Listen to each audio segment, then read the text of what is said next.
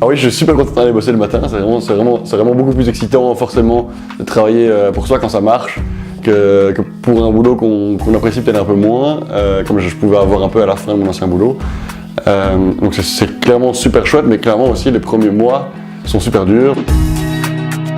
Alors il y a le côté un peu surpris de quelqu'un qui a fait des hautes études et qui avait un poste important, en tout cas qui fait rêver pas mal de gens, de travailler dans la mode, dans un magazine, etc. Donc les gens ont été surpris. En même temps, ceux qui me connaissent, ils savent que j'ai toujours aimé faire des choses avec mes mains et donc ceux-là, ils n'étaient pas très surpris.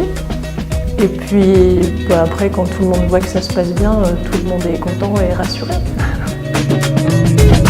J'en suis convaincu avec l'arrivée de tout ce qui est intelligence artificielle, les technologies qui vont évoluer. Il y a finalement que la patte, c'est la main de l'artisan qui va pouvoir perdurer, ou qui perdurera en tout cas plus longtemps que d'autres métiers, d'autres secteurs, hein, c'est sûr. Bien s'entourer, ça c'est vraiment le conseil que je donne toujours. Quand on est créatif, qu'on a un tempérament créatif, on a justement tendance à se disperser. Il faut un soutien de quelqu'un ou de plusieurs personnes qui voient clair, qui sont organisées, qui sont structurées.